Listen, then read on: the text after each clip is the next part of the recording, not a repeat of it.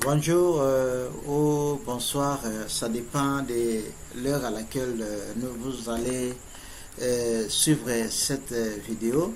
Alors, sur base de plusieurs demandes, les gens voulaient toujours voir ma tête. C'est pourquoi dans cette vidéo, je me suis décidé, bon, comme dans d'autres vidéos d'ailleurs que je vais faire encore, je me suis décidé de mettre ma tête de confinement ici avec plein de cheveux, barbe, et ainsi de suite.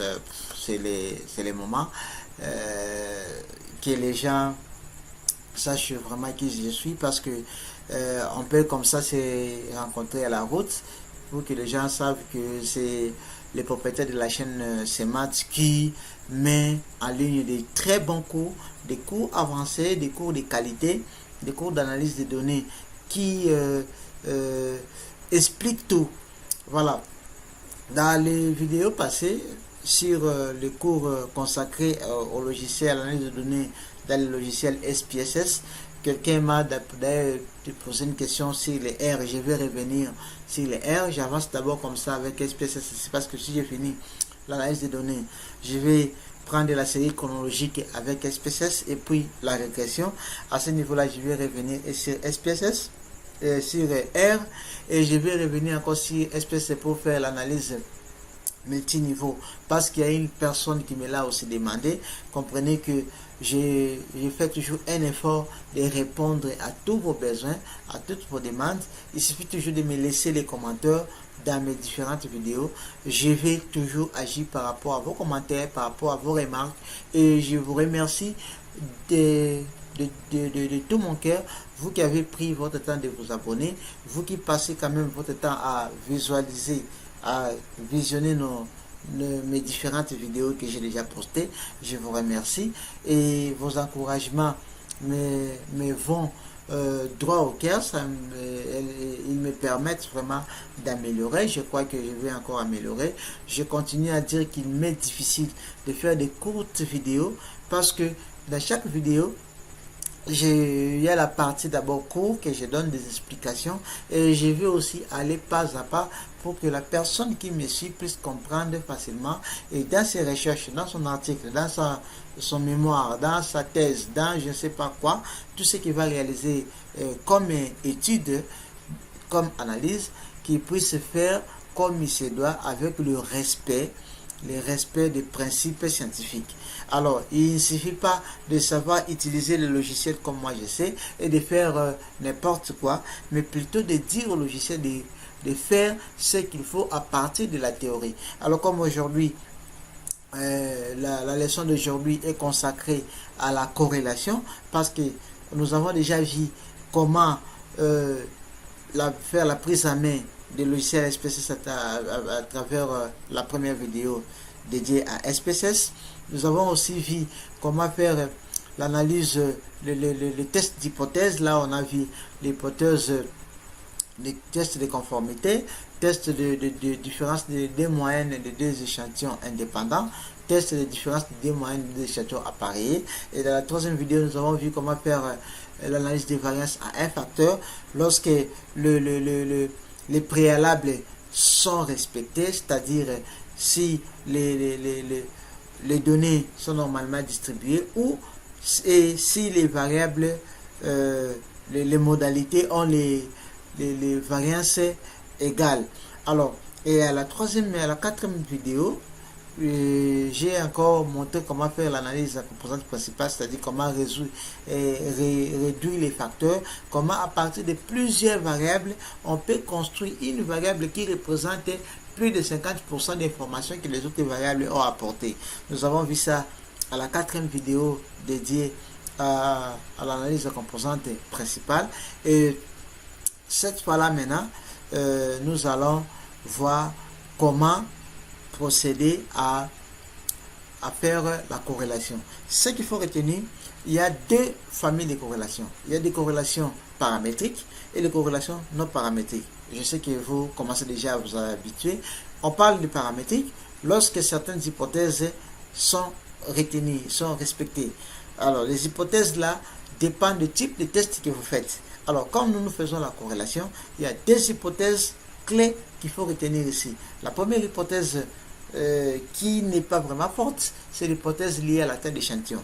Lorsque la taille d'échantillon est au moins 30 à ce niveau, c'est-à-dire de 30 au-delà, à ce niveau-là, lorsque vous avez des variables quantitatives, vous allez faire facilement la corrélation des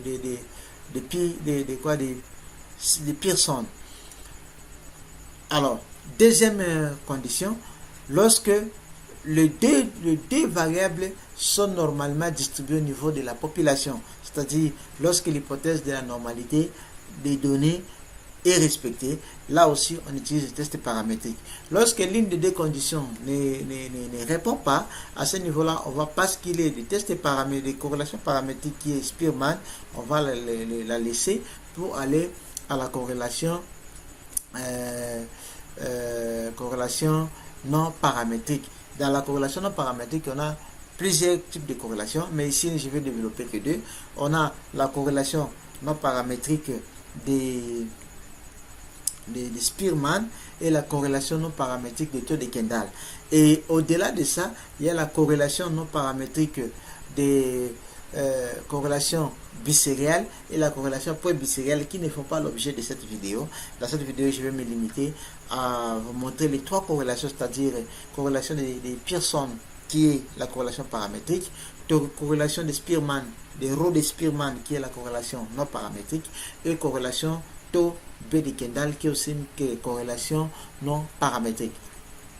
Alors, j'ai ici une base de données qui a été récoltée par mes étudiants de l'économie mathématique à l'année 2015. Je profite de saluer certains parmi eux. Je ne saurais pas citer tous les 15 ici, mais je salue quand même certains. Là, je vois Tafuteni, Prince, je vois Fragile Legenga, Amessi là aussi. Je salue ma femme de la vie Bondegani, Trésor Kalonda et les autres, et sans oublier le monsieur de Durba, Trésor Basila. Alors, c'est au niveau, à l'année 2015, pour leur donner les cours de séminaire en économie mathématique, je devrais facilement les apprendre un outil d'analyse des données. Alors, pour les apprendre, il fallait réaliser une enquête. Alors cette enquête a été réalisée pour chercher à apprécier la réalisation du gouverneur de la province à l'époque. C'était encore la Grande Orientale et le gouverneur était encore à Uchai. Alors on a essayé de voir comment évaluer, non c'était pas Uchai, je crois que c'était encore Bamanissa, c'était Bamanissa 2015, comment évaluer les réalisations du gouverneur au niveau de la ville de Kisangani. Alors à ce niveau-là, il y avait des questions qui ont été posées dans les questionnaires. Je ne sais pas où j'ai mis les questionnaires en question.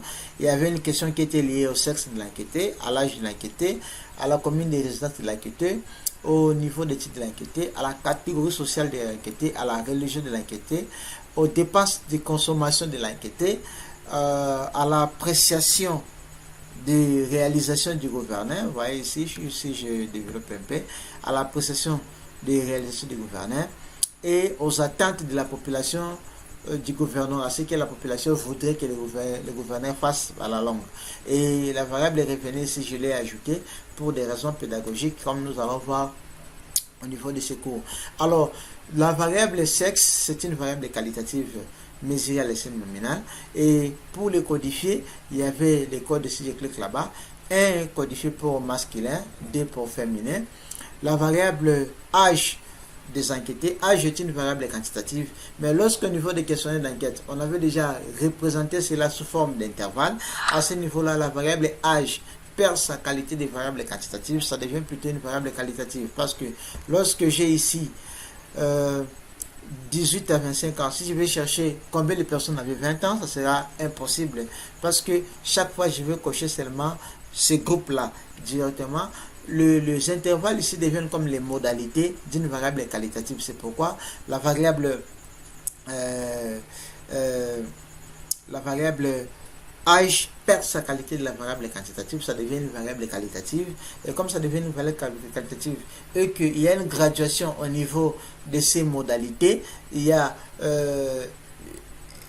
sous forme d'escalier, parce que après 15 à 25 ans, 26 à 30 ans, il y a une graduation, ça augmente comme ça, et ça sera une variable qualitative mais mesurée à l'échelle ordinale. Et commune de résidence aussi, il y en a 6, Makiso, Lubunga, Kabondo, Mangobo, ainsi de suite, que vous connaissez. Au niveau des niveaux d'études, je n'ai pas utilisé les niveaux d'études en termes de nombre d'années, comme j'avais expliqué à la première vidéo que j'ai mise dans ma chaîne sur l'introduction à l'analyse des données. Mais ici, on avait utilisé plutôt les diplômes. Les 5 niveaux, c'est pour les gens qui n'ont pas obtenu le certificat de poste primaire. Primaire pour les gens qui ont fini les postes primaires, c'est-à-dire les certificats d'études primaires. Secondaire, c'est les diplômes d'État. Pour nous, la RDC, c'est les bacs pour les gens qui sont dans les systèmes des autres pays francophones et ailleurs. Universitaire pour la personne qui a les diplômes de la licence. Et post-universitaire, c'est pour la personne qui a soit un master ou un doctorat.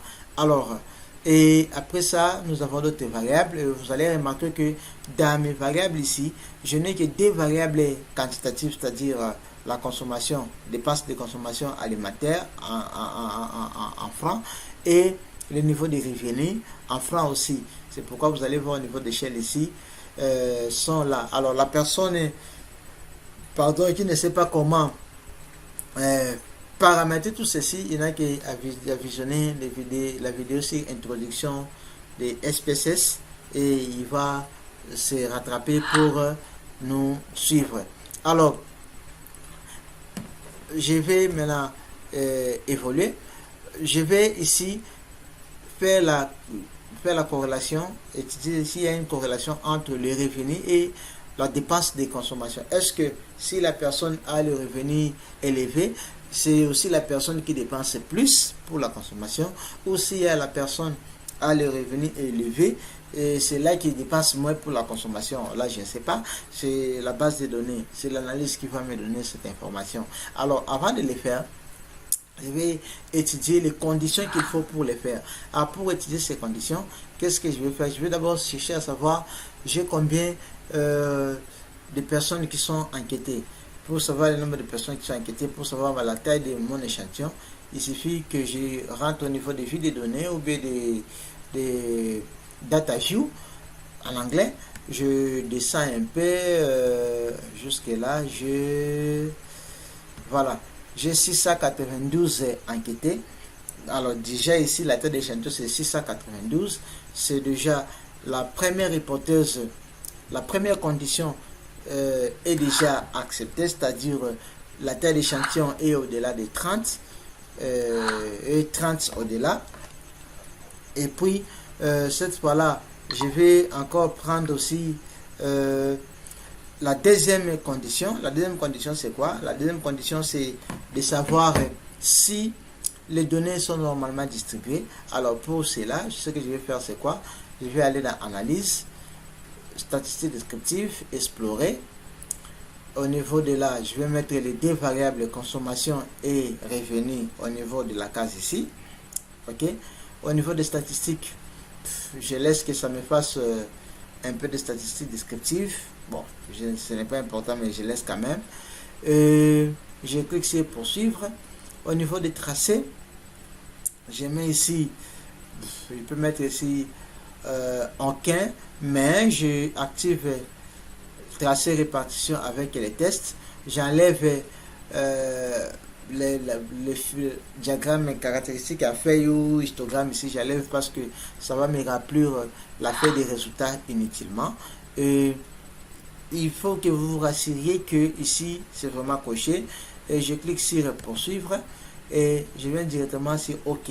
J'ai le choix de cliquer sur coller et d'activer comme j'avais fait dans des vidéos précédentes. L'objectif était de vous apprendre comment créer le code ou bien les syntaxes, parce que si aujourd'hui il arrive que vous voulez envoyer votre article dans une revue sérieuse, vous serez obligé d'envoyer les codes que vous avez utilisés pour faire vos analyses. Alors, c'est comme ça que je vous ai montré comment faire ici, mais ce n'est pas obligatoire. Vous pouvez facilement cliquer sur OK. Pour des raisons pédagogiques, ici, je clique directement sur OK parce que vous savez déjà comment les faire. Alors, je vais descendre un peu. Je viens au niveau des tests. Vous voyez là, test de normalité. Les statistiques là, ça ne me concerne pas vraiment. Je viens au niveau des statistiques. Je vais trouver ici, selon le test de Kolmogorov, qui est puissant ici. Le test de Kolmogorov est puissant ici. Pourquoi? Parce que la taille d'échantillon est grande. Et le test de Shapiro-Wilk devait aussi être puissant uniquement si la taille d'échantillon était inférieure à 30. Alors ici, mon interprétation va se baser sur Kolmogorov, mais je vais appuyer ma conclusion avec le test de Shapiro. Et ainsi, ma taille d'échantillon était petite, j'allais conclure à l'aide du test de Shapiro, mais appuyer ma conclusion avec test de Kolmogorov. Ça se fait comme ça, vice versa. Alors ici, je vois que pour les deux variables, le sig, ou bien le p-value ou bien la probabilité est inférieure à 0,05, ce qui m'amène à rejeter l'hypothèse nulle de normalité de distribution des données au niveau de la population et pour accepter l'hypothèse de la non-normalité ou bien l'hypothèse alternative de la non-normalité de la distribution des données au niveau de la distribution. Et ma conclusion est renforcée par le test de Shapiro qui lui aussi montre que les données sont réellement normalement, ils ne sont pas normalement distribuées, c'est-à-dire les données sont à le test n'ont pas fourni assez d'éléments pour que je retienne mon hypothèse nulle. Parce que l'objectif ici, c'était, dans ce test ici, l'objectif était d'accepter l'hypothèse nulle, mais comme le test n'a pas fourni assez d'éléments pour que je retienne cette hypothèse, je suis donc obligé de les rejeter.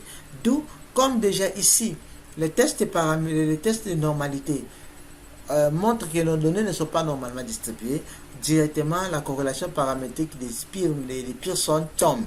Je dois maintenant faire le choix entre les deux tests de deux corrélations non paramétriques, le taux de Kendall et la corrélation de Spearman. Alors à ce niveau là, qu'est-ce que je vais faire?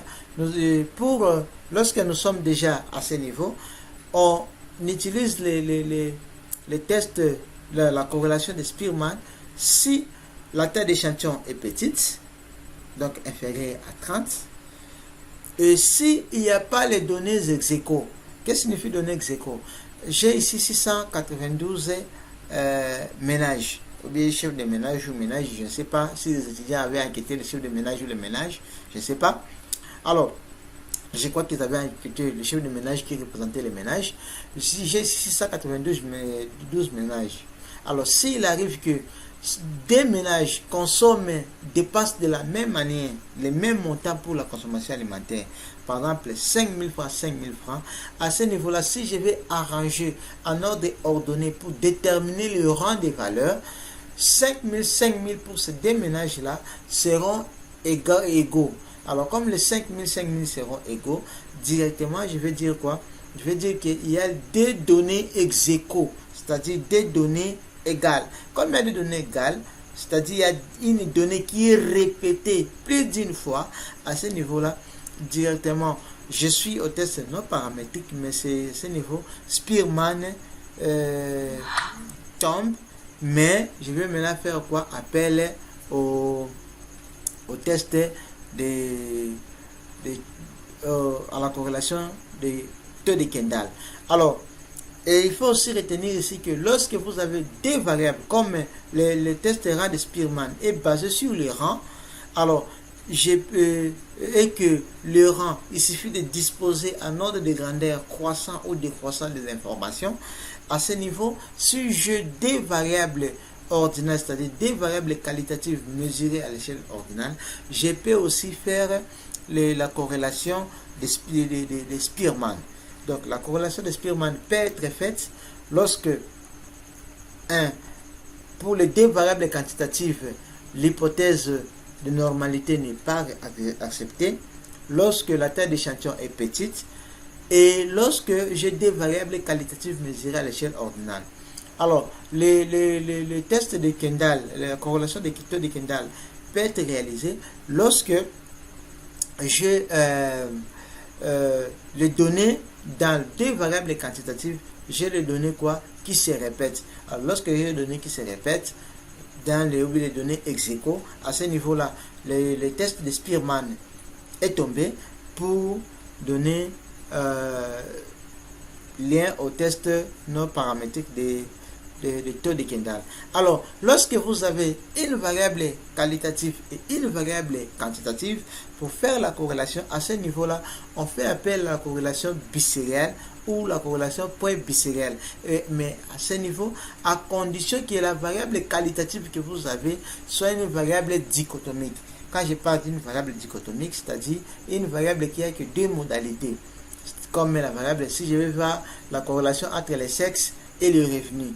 Le revenu, c'est une variable quantitative. Sexe, c'est une variable qualitative, mais qui a deux modalités. À ce niveau-là, je vais faire le choix entre la corrélation bisérielle ou la corrélation point bisérielle, qui, les deux corrélations-là ne font pas l'objet de cette vidéo. Je vais les faire dans des vidéos qui vont venir. Alors, une fois les ancrages théoriques sont bien précisés, sont clairs et que vous comprenez déjà, je peux maintenant procéder à faire l'analyse. Mais ici, je vais d'abord regarder s'il y a des répétitions au niveau de mes variables, parce que déjà, les tests de normalité m'ont permis de quitter la corrélation paramétrique pour la corrélation non paramétrique. À ce niveau-là, je vais maintenant faire les choix entre les deux corrélations, taux de Kendall ou l'autre corrélation. Alors, je vais aller dans analyse pour chercher cela. Je fais descriptif, je prends fréquence, je mets mes deux variables là. Alors, je clique si OK. Je laisse même les statistiques, tout ça là, je n'en ai pas besoin. Les graphiques, je n'en ai pas besoin. J'ai seulement besoin d'afficher la table de fréquence. Je clique sur OK. Alors, je vais analyser variable par variable. Voilà. Non, il n'est pas ici. C'est un peu plus bas. Alors, je peux seulement cliquer ici pour revenir facilement. Voilà, je vais sur la fréquence. Je vois là-bas la variable de consommation alimentaire quotidienne. Vous voyez, j'ai ici le ménage qui utilise 1000 francs pour la consommation journalière, son nombre de 31.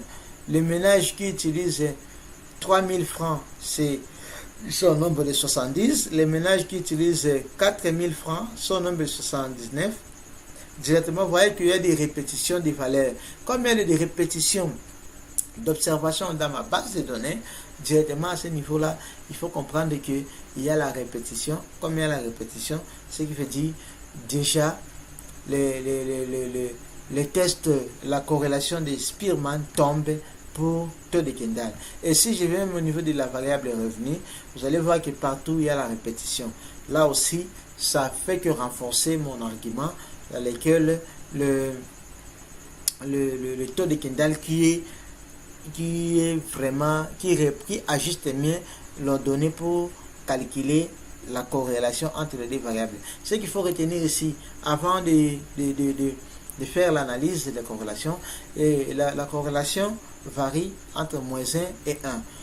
Lorsque la corrélation appartient dans l'intervalle ouvert de -1 à 0, on dit que les deux variables sont corrélées négativement, c'est-à-dire l'augmentation des lignes entraîne de manière moins proportionnelle la diminution de l'autre. Si la valeur appartient dans l'intervalle de 0, l'intervalle ouvert bien sûr, de 0 à -1, à 1, je dis que les deux variables sont corrélées positivement, c'est-à-dire l'augmentation des lignes entraîne de manière non proportionnelle l'augmentation de l'autre. Vous allez remarquer que quand je parle des intervalles, je dis toujours intervalle ouvert, parce qu'il est vraiment très rare d'avoir la corrélation égale à moins 1, ou la corrélation égale à 0, ou la corrélation égale à 1. Parce que si la corrélation est exactement égale à moins 1, on va dire que les deux variables sont parfaitement corrélées négativement. Alors, à ce niveau-là, on dirait que l'augmentation de l'une entraîne de manière proportionnelle la diminution de l'autre. Et si j'ai la corrélation exactement égale à 1, à ce niveau-là, je veux dire que les deux variables sont parfaitement corrélées positivement. D'où l'augmentation de l'une entraîne de manière proportionnelle l'augmentation de l'autre.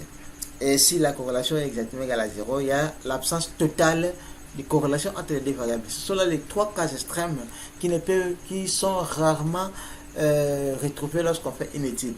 Les deux cas seulement que j'ai donné des intervalles qui arrivent. Alors, comment je vais faire cette corrélation? Je vais aller simplement dans analyse, statistique descriptive, corrélation. Je prends bivarié. Au niveau de bivarié, j'enlève les variables qui sont ici. Je vais mettre consommation. Je mets aussi quoi? Revenu. Là-bas, les deux variables. Alors, ici, je vais cocher les 4. Ce qu'il faut retenir que la corrélation qui a juste mieux nous donner ici, c'est taux B de Kendall. Mais pour des raisons pédagogiques, je vais vous montrer comment faire les 4, les 3 à la fois et les différencier pour l'interprétation. Mais, alors, si je vais faire seulement taux de Kendall, je vais cliquer sur taux de Kendall, j'enlève Spearman. Mais je mets les 3 parce que j'ai vraiment besoin de savoir ce qui va se passer. Alors, au niveau des tests de significativité, bilatéral ici, c'est par rapport à l'hypothèse alternative. Il y a des sortes d'hypothèses alternatives. Parce que dans l'hypothèse nulle, il y a toujours ce qu'on appelle l'hypothèse d'égalité. C'est ça l'hypothèse nulle. Dans l'hypothèse alternative, il y a soit hypothèse bilatérale, ou on va appeler hypothèse à deux queues, ou bien hypothèse unilatérale, ou hypothèse à une seule queue. Quand est-ce qu'on dit qu'il y a hypothèse bilatérale? Lorsqu'il y a l'hypothèse l'hypothèse alternative, on a la forme différent. Quand je dis A est différent de B, j'ai des informations qui sont cachées. Je n'ai pas dit si A est supérieur à B, je n'ai pas dit si A est inférieur à B. Alors, comme il y a deux informations qui sont cachées, à ce niveau-là, je parle de bilatéral. Mais si je dis que A est supérieur à B ou B, A est inférieur à B, j'ai démontré déjà le sens de l'inégalité. À ce niveau-là, je vais parler de unilatéral. Et nous, ici, les tests de corrélation est testé toujours avec l'hypothèse de bilatérale. Parce qu'on ne sait pas si la corrélation sera négative, si la corrélation sera positive. On ne sait jamais. C'est comme ça qu'on prend toujours bilatéral. Et après avoir paramétré ici dans option de style, il n'y a rien. Il faut cliquer directement sur OK. Alors, en cliquant sur OK, je vais d'abord aller au niveau des corrélations paramétriques de Pearson. Au niveau des corrélations des paramétriques de Pearson, vous voyez ici corrélation de Pearson. Les 1 ici sont les covariances. Les covariances, oui. Et là, au niveau de la corrélation, c'est ça, 0,018. Vous allez remarquer que malgré que je suis en train d'utiliser SPSS que j'ai paramétré en français, mais c'est un logiciel anglo-saxon. Pour les anglais, lorsqu'on a 0, quelque chose, les 0 là ne se met pas, on met toujours point 0, alors donc ici il y a 0,018 qui est la corrélation, et p-value ou bien la probabilité c'est de 0,629 qui est supérieur à 0,05. D'où ici avec ce p-value, ça me permet d'accepter l'hypothèse nulle dans une hypothèse qui dit que la corrélation est nulle, c'est-à-dire il n'y a pas de corrélation entre les deux variables. Retenez d'abord que la corrélation Pearson n'est pas la corrélation qui devrait être utilisée ici, parce que déjà ce n'est pas normalement distribué et les données ne sont pas normalement distribuées, d'où il fallait aller plutôt aux corrélations non paramétriques. Déjà ici, cette interprétation est erronée parce qu'on ne peut pas le faire pour des raisons pédagogiques seulement que j'ai montré comment le faire. Alors, je vais descendre de l'autre côté. La corrélation qui est appropriée ici, c'est quoi? C'est taux B de Kendall. Je vais aussi interpréter l'autre seulement pour des raisons pédagogiques. Alors, pour taux B de Kendall, la corrélation de 0,052, c'est-à-dire ça appartient dans l'intervalle 0 à 52, pour dire que les dépenses de consommation et les revenus sont corrélés positivement. C'est-à-dire, je m'excuse, les ménages qui ont les revenus élevés ont tendance aussi à dépenser à beaucoup dépenser dans la consommation alimentaire, c'est-à-dire au fur et à mesure que les revenus augmentent, les dépenses de consommation alimentaire aussi augmentent. Tout ça, je dis pourquoi? Parce que la p-value ici, c'est inférieur à 0,05, qui est significatif. Vous voyez, même il y a une étoile ici pour dire que l'étoile là signifie la corrélation est significative au niveau de 5%. Alors, vous voyez déjà ici, alors qu'au niveau des corrélations de Pearson, on avait dit qu'il n'y a pas de corrélation uniquement parce que Pearson n'était pas approprié. Quand j'ai fait ce Kendall qui est approprié, voilà, la corrélation est respectée. Au niveau de Spearman aussi qui est une corrélation non paramétrique, elle aussi, lui aussi dit que c'est, vous voyez là-bas c'est 0,076 avec une étoile, ça dit que non, les données, il y a aussi une corrélation entre les revenus et la consommation, une corrélation positive. Alors, j'avais dit aussi que Spearman ici peut être utilisé pour lorsqu'on a des variables ordinales, des variables ordinales, c'est-à-dire des variables qualitatives mesurées à l'échelle ordinale. Je vais montrer comment on peut les faire. C'est exactement la même chose. Analyse et corrélation bivariée. J'enlève les deux variables qui sont dedans. J'enlève. Je peux prendre quoi? Je peux prendre ici niveau d'étude et l'appréciation. Voilà.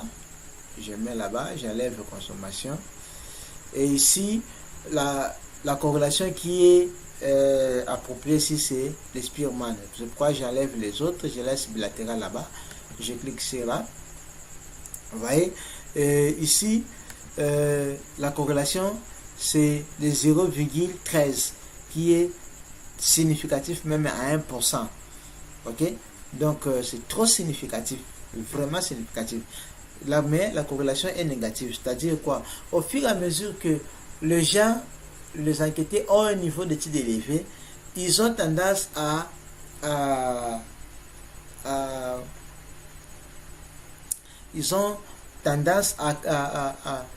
mal apprécier les réalisations du gouverneur. Donc, les réalisations du gouverneur et l'appréciation de la réalisation du gouverneur est négativement corrélée avec le niveau d'études. Si quelqu'un a le niveau d'études plus élevé, il a tendance à comprendre que le gouverneur était qu'un aventurier et pourrait rejeter, dire que le gouverneur ne fait pas bien son travail. Voilà, je suis donc à la fin de cette vidéo. Je vais quand même dédier cette vidéo à certaines personnalités. Je vais commencer par les patrons du secteur de l'enseignement supérieur en République démocratique du Congo, son Excellence Thomas Louaka. Je connais le Congo. Que cette vidéo vous fasse plaisir. Et cette vidéo fera plaisir aussi au recteur de l'université de Kisangani, professeur Deda, au recteur de l'université Mariste du Congo, professeur Billy Bolankonga, vieux propre, au DG de l'ICIG Kisangani, professeur Kimenya, au recteur de l'université Sepoma de Kisangani, professeur Aoka, et tous les autres collègues enseignants de l'université de la ville de Kisangani. Je vous dédie cette vidéo, sans oublier mes étudiants. Nous nous retrouvons à la prochaine vidéo qui va traiter la liaison entre les variables, surtout là, les variables qualitatives. Là, nous allons parler de qui carré et d'autres éléments. En tout cas, abonnez-vous à la chaîne, aimez la chaîne, activez la notification pour que vous ne ratiez rien et n'oubliez pas de nous laisser des commentaires et vos remarques. Je dis encore ici, mes vidéos sont assez longues uniquement parce que ce sont des vidéos qui sont tellement pédagogiques. Je préfère expliquer pour que la personne qui va suivre, ça puisse lui être utile. Au lieu que je vienne, je fais seulement comme un robot sans expliquer comme il se doit. Alors, je dis que nous allons nous retrouver à la prochaine vidéo.